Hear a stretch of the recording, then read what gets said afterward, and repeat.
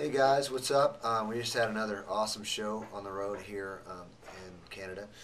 Today we're actually in Lethbridge, Canada, and we're at Victory Church. And this is Ralph, who's one of my friends from our last tour that we did in Canada. We actually played this very church, and if our memory serves correctly, we had the best food of the whole tour here. Then, That's good to know. The best food again now.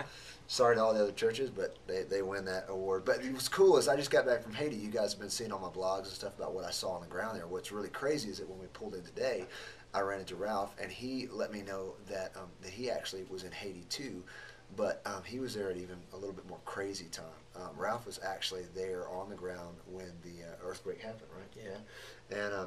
And we were talking briefly a little bit about just his experience there, but to make sure that I understand it right, I think you told me that you flew in. We flew into Port-au-Prince, my wife and I, right, and the rest of our team. Yeah. And then so he basically got on the van. I guess you can take it from there. You got in the van and. Yeah, we were held up a little bit at the airport, and we were about 45 minutes into the city, making our way to our hotel. When we were on a narrow rough street road, we were waiting for another car to negotiate the street so we could take our turn at it, and then we just felt this kind of like the earth just dropped a foot or so, just like we dropped off a curb about 2 times, and then violently the whole vehicle just started shifting back and forth, and we looked out into the street and we could see people losing their footing and not being able to stand. You said the van moved like 4 to 5 feet. Oh yeah, it was sideways. moving around. It was like we were out of control, but we were sitting still. Gosh. And you could see the road kind of heaving and moving, and that's when we noticed the structures starting to teeter. And we shouted at our driver, when it gets an earthquake, back up, get away from these buildings. And we backed up into the middle of an intersection.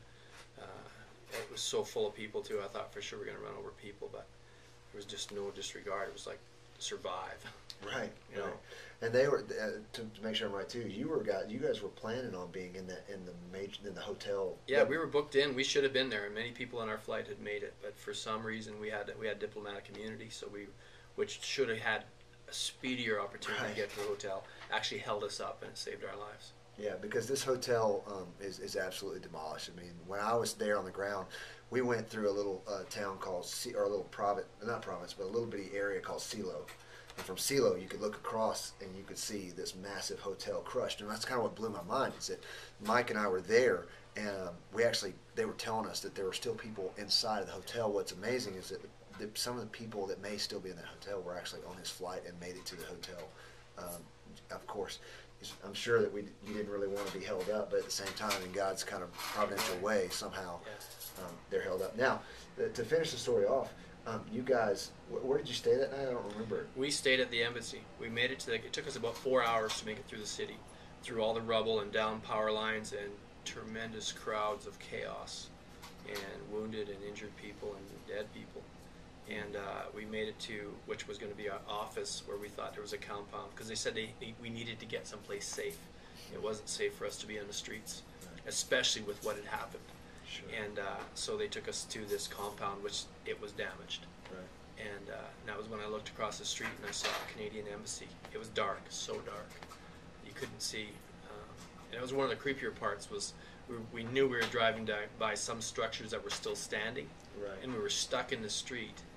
And these structures were looming over us, and then you could feel the little aftershocks. And I thought, all these people are still, under all this opportunities for more.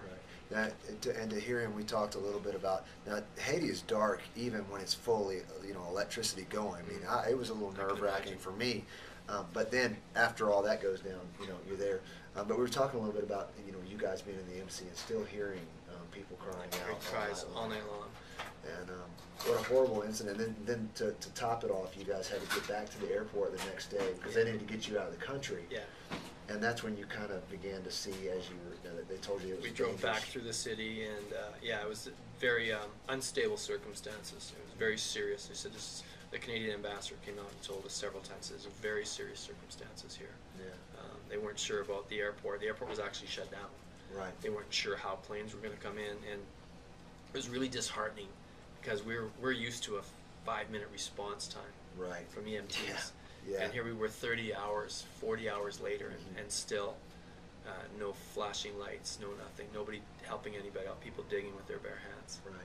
And you said, and the guy, when we were there, we were talking a lot with some of the locals there, and they said that there were just bodies lining the streets. And you said that was what you encountered. Yeah, they were piled like it was like trash.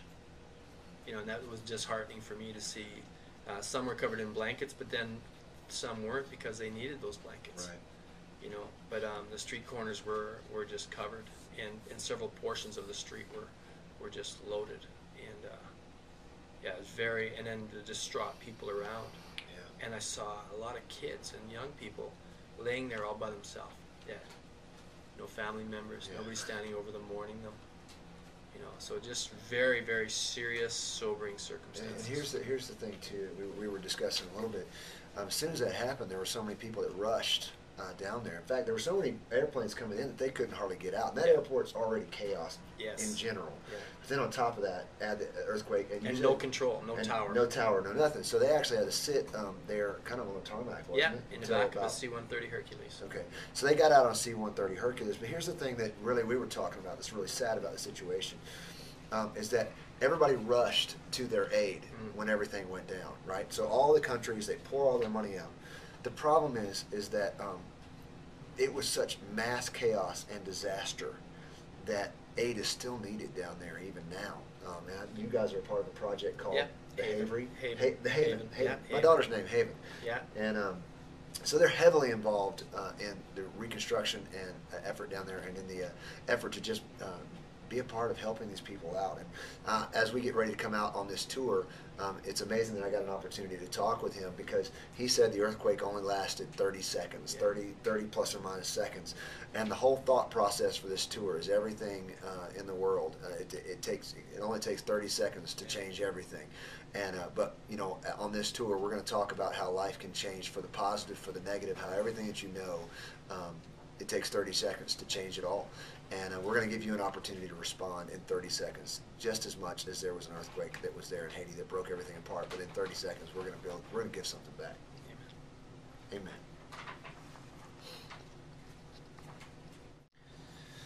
So the hardest part about the situation in Haiti, I think, is that everybody rushed to their aid immediately, and actually, you kind of experienced this yourself when he got back. You were overrun with people. Oh yeah, media and press and phone calls.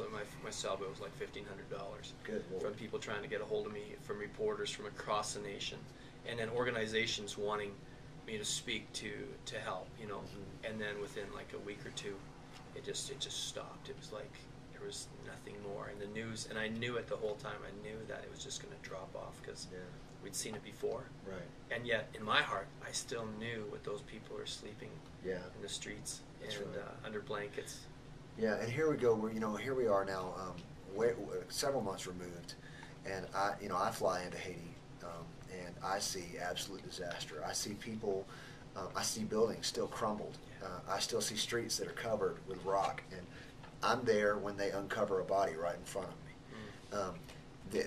It's not front end loaders down there picking stuff up and moving the road. No, it's people with sledgehammers trying to figure out a way to rebuild their life with a sledgehammer.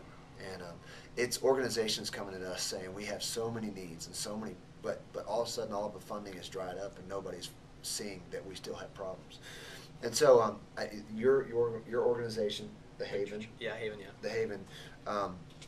Is doing something about that, and Building 429 is going to be doing something about that on the summer tour and the fall tour as well. So you guys get ready. In 30 seconds, everything in Haiti was torn apart, but in 30 seconds you can change a person's life that lives in Haiti in a way that's so profound that it'll really honestly change their life forever, and it'll show them that God, this God that they prayed to and they cried out to in the night while he was listening to people screaming, is a God who hears their prayers and is going to answer them as well.